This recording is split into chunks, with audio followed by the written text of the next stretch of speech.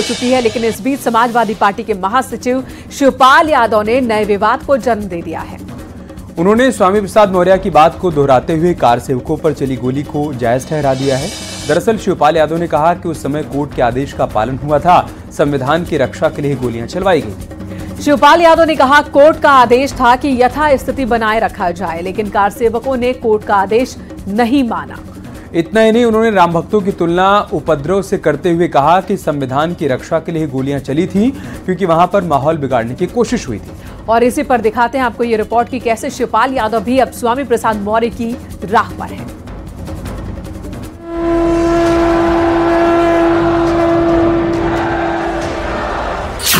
राम की नगरी सज चुकी है। सुरक्षा में जमीन और आसमान से नजर रखी जा रही है। चप्पे चप्पे पर सुरक्षा कर्मी मुस्तैद हैं। इस सब के बीच एक बार फिर अयोध्या गोलीकांड का जिक्र हो रहा है और स्वामी मौर्य के बाद शिवपाल यादव ने भी इसे जायज ठहरा दिया है। शिवपाल यादव ने कहा संविधान की रक्षा के लिए गोली चलवानी पड़ी। अयोध्या में स्टे के बावजूद हिंसा हुई थी। अयोध्या में राम मंदिर पर घटना घटी थी, वहां पर बिना किसी न्यायपालिका के निर्देश के, बिना किसी प्रशासनिक आदेश के बड़े पैमाने पर अराजक तत्वों ने जो तोड़फोड़ की थी, तत्कालीन सरकार ने संविधान की रक्षा के लिए, कानून की रक्षा के लिए, अमन चैन कायम रखने के लिए उस समय जो गोली चलवाई थी वो सरकार का अपना कर्तव्य था। सरकार ने अपना कर्तव्य निभाया था। देखिए, संविधान की रक्षा की गई थी, कोर्ट के आदेश का पालन हुआ था, कोर्ट के आदेश का पालन हुआ था। ये तो झूठ बोलते हैं, भारतीय जनता पार्टी के केवल झूठ बोलते हैं। बताइए, कोर्ट का आदेश का पालन हुआ था, संविधान की बस रक्षा हुई थी। जबरदस्ती वहां पर जब कोर्ट का स्टे था, यथास्थिति बनाए रखने थी। ये बयान उस समय आया है जब राम मंदिर पर विपक्ष की तरफ से सियासत हो रही है। न्योते पर सवाल खड़े हो रहे हैं, न्योता मिलने पर ठुकराया जा रहा है, लेकिन कुछ नेता अब भी गोलीकांड पर सफाई दे रहे हैं। सपा नेता शिवपाल यादव ने जब अयोध्या में कार सेवकों पर गोलियां चली थी, उस घटना का जिक्र करते हुए एक बयान दिया है। उन्होंने सीधे तौर पर कहा कि अयोध्या में स्टे के बावजूद बीजेपी के कार्यकर्ता हिंसा फैलाने की कोशिश कर रहे थे। ऐसे में जो उस समय की परिस्थितियां थी, उस दौरान गोलियां चलानी पड़ी। चाहे स्वामी प्रसाद मौर्य हो या फिर शिवपाल यादव, सबके सुर एक जैसे हैं। राममय माहौल के बीच सफाई दी जा रही है और बताया जा रहा है जो हुआ था अच्छा हुआ था। लेकिन 1990 में अयोध्या में क्या हुआ था, ये भी समझिए। 1990 में अयोध्या में हिंदू साधु संत अयोध्या कूच कर रहे थे। प्रशासन ने अयोध्या में कर्फ्यू लगा रखा था। श्रद्धालुओं को प्रवेश नहीं दिया जा रहा था। कार सेवकों की भीड़ बेकाबू हो गई थी। फिर कार सेवकों पर गोलियां चलने लगी। उस समय मुलायम सिंह की सरकार थी, इसलिए अब समाजवादी पार्टी की तरफ से इस घटना पर सफाई दी जा रही है। हालांकि 2 दिन पहले ही सीएम योगी ने खुद कहा था ये नई अयोध्या है, यहाँ अब गोली नहीं चलती बल्कि लड्डू बंटते हैं। अब अयोध्या में कर्फ्यू नहीं लगेगा, राम नाम संकीर्तन होंगे।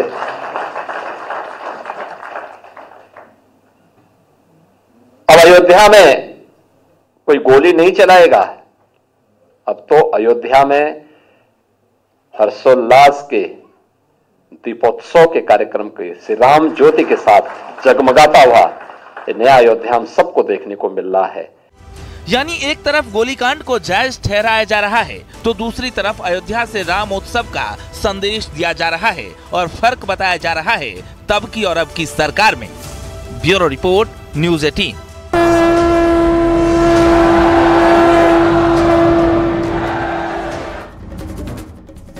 और इस बीच मुलायम सिंह यादव की छोटी बहू अपर्णा यादव ने राम विरोधियों पर जबरदस्त निशाना साधा। अपर्णा यादव ने कहा भगवान राम पर सियासी बयानबाजी ठीक नहीं है। उन्होंने कहा कि ये बीजेपी का कार्यक्रम नहीं है। भगवान राम का उसी तरह आदर करें जैसे अपने इष्ट देव का करते हैं। तो अपर्णा यादव ने साफ साफ अपने परिवार के लोगों को ही एक तरह से नसीहत दी है कि बार बार राम का अपमान ठीक नहीं है। पे साफ तौर से लिखा हुआ है कि ये श्री राम लला का प्राण प्रतिष्ठा का कार्यक्रम है। या किसी भारतीय जनता पार्टी ने अपना कहीं भी नाम नहीं करा है। ये गर्व और सम्मान की बात है कि आज जो हमारे देश के प्रधानमंत्री हैं और आज इस प्रदेश के भी जो मुख्यमंत्री है वो भारतीय जनता पार्टी से हैं। परंतु भारतीय जनता पार्टी ने कहीं नहीं लिख रखा है कि ये बीजेपी का प्रोग्राम है। विपक्ष अपनी मानसिकता खुद परिलक्षित कर रहा है, खुद वो अपने संस्कार उजागर कर रहे हैं बार बार। मैं उनसे यही कहूँगी बार बार कि राम किसी विवाद का टॉपिक नहीं है। राम जो है निर्विवाद है, वो परम वैष्णव है। उनको उसी प्रकार से ले जैसे आप अपने इष्ट को लेते हैं, आप अपने भगवान का आदर करते हैं। और राम जी का मंदिर बन रहा है, कितनी पीढ़ियां निकल गई इस मंदिर को बनाने के लिए। अखिलेश का साथ छोड़कर बीजेपी का दामन थामने वाले दारा सिंह चौहान को पार्टी की तरफ से बड़ा गिफ्ट मिला है। बीजेपी ने दारा सिंह चौहान को एमएलसी प्रत्याशी बनाया है और खुद सीएम योगी दारा सिंह का नामांकन करवाने पहुंचे। और ऐसे में बड़ा सवाल यह है कि दारा सिंह चौहान पर बीजेपी ने बड़ा दांव क्यों खेला है। तो आपको बता देते हैं कि इसके पीछे पूर्वांचल वाली रणनीति है, जहां पर पिछले चुनाव में कई सीट्स पर बीजेपी को जीत नहीं मिली थी। दरअसल बीजेपी पूर्वांचल में अति पिछड़े वोटों पर पकड़ बनाने की कोशिश में जुटी है। दारा सिंह को सामने लाने से आजमगढ़, जौनपुर, घोसी में पकड़ मजबूत होगी। ये सियासी एक्सरसाइज अति पिछड़ी जाति के चेहरों को जोड़ने की है और दारा सिंह चौहान अति पिछड़ी बिरादरी लोनिया चौहान से आते हैं। पूर्वांचल के कई जिलों में अति पिछड़ी जाति निर्णायक भूमिका में है और साथ ही दारा सिंह पर दांव खेलने के पीछे अखिलेश के पीडीएफ फॉर्मूले को फेल करने का भी एक इरादा है। इसी पर आपको एक रिपोर्ट दिखाते हैं।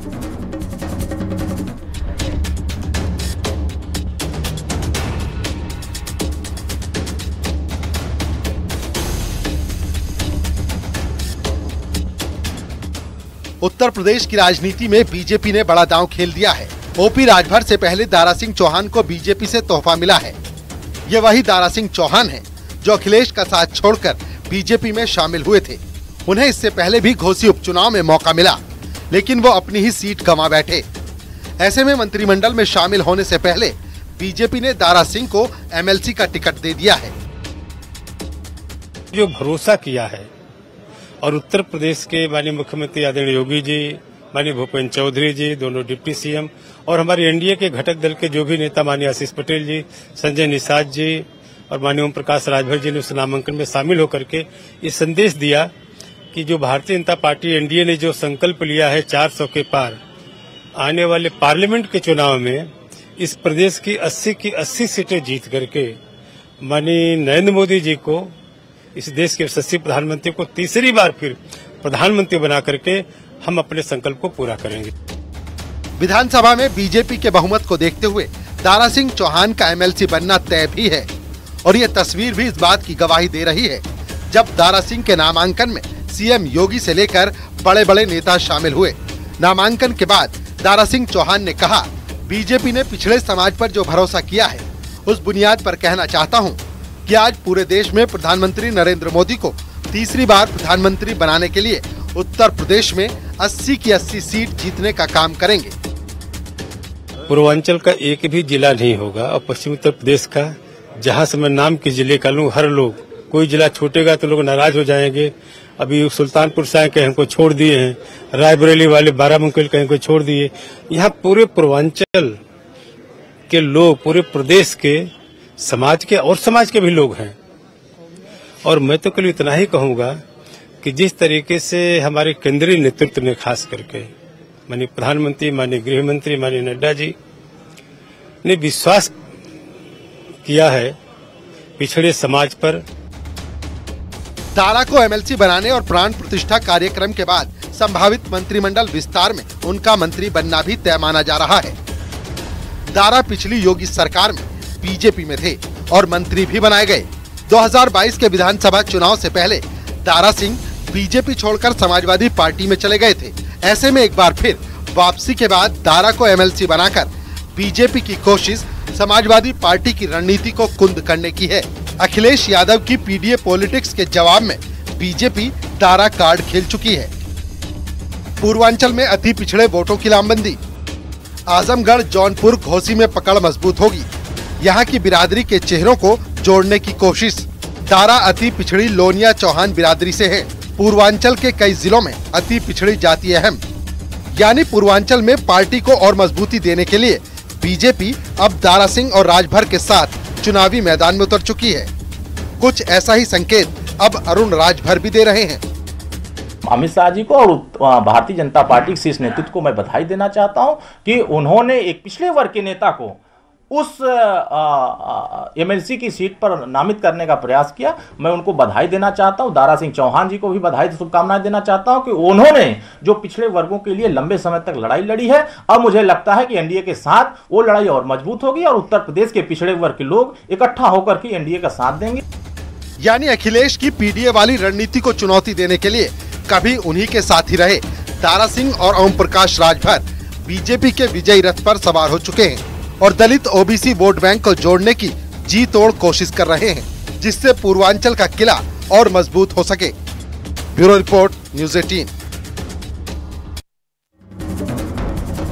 गन्ना किसानों के नाम जाटलैंड वाली सियासत में एक बार फिर से सीएम योगी ने पूर्ण विराम लगा दिया है। सीएम योगी के एक फैसले से अखिलेश और जयंत चौधरी को बड़ा झटका लगा है, क्योंकि जिस मुद्दे को आरएलडी और समाजवादी पार्टी 2024 में उठाने की तैयारी में थी, उस पर योगी सरकार के ऐलान से फुल स्टॉप लग गया है।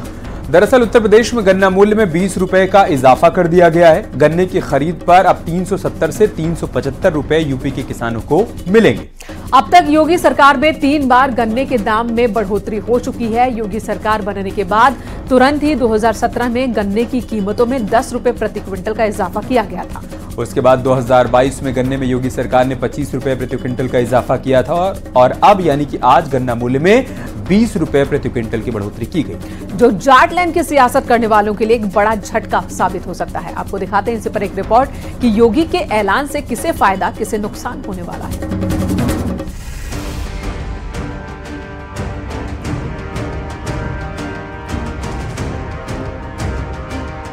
जाटलैंड की जंग और गन्ना किसानों को तोहफा। जयंत चौधरी के साथ अखिलेश के लिए बड़ा झटका है, क्योंकि पश्चिमी यूपी के किसानों की मांग अब पूरी हो चुकी है। लोकसभा चुनाव से ठीक पहले योगी सरकार के इस फैसले से गन्ना किसानों में खुशी की लहर है, जिसका फायदा 24 के चुनाव में भी मिलने वाला है। दरअसल गन्ने के भाव में 20 रुपए का इजाफा किया गया है। योगी सरकार में अब तक 55 रुपए की बढ़ोतरी हो चुकी है। पिछले 7 साल में 3 बार गन्ने के दाम बढ़े हैं। गन्ने की अच्छी ब्रीड पर अब 370 रुपए मिलेगा।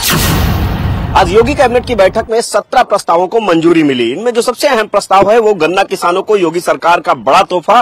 दरअसल योगी सरकार ने गन्ना किसानों को गन्ने का प्रति कुंटल मूल्य 20 रुपए बढ़ा दिया है, यानी कि गन्ना किसानों का जो गन्ने का मूल्य है वो प्रति कुंटल 20 रुपए बढ़ेगा, यानी कि 370 रुपए प्रति कुंटल का भुगतान किया जाएगा। 20 रुपए प्रति कुंटल गन्ना का मूल्य योगी सरकार ने बढ़ा दिया है। ये उत्तर प्रदेश की गन्ना किसानों के लिए बड़ी खबर है।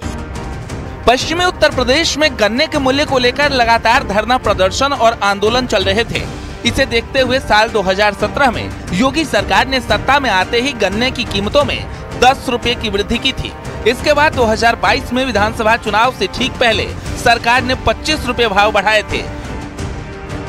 वहीं अब एक बार फिर कीमतें रिवाइज करते हुए 20 रुपए प्रति क्विंटल भाव बढ़ाए गए हैं। 370 रुपए प्रति क्विंटल गन्ने का भाव तय किया है। इससे उत्तर प्रदेश के किसानों को 2200 करोड़ रुपए उनके सीधे खाते में जाएगा।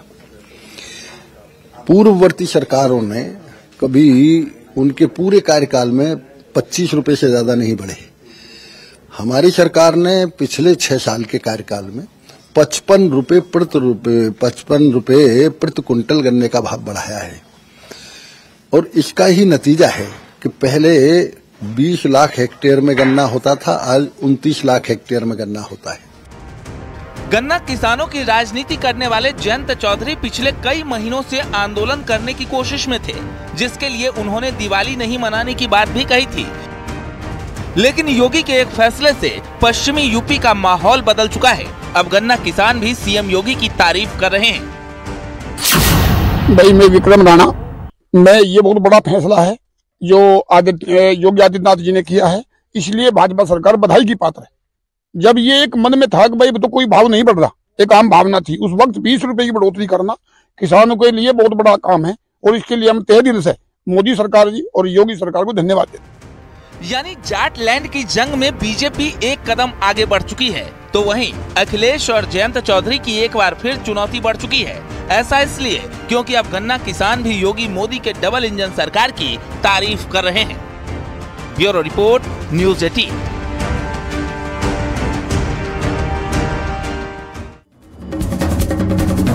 तो इसी अच्छी और बड़ी खबर के साथ फिलहाल इस बुलेटिन में इतना ही। रुक रहे हैं छोटे से ब्रेक के लिए, जल्द लौटेंगे कुछ और खबर।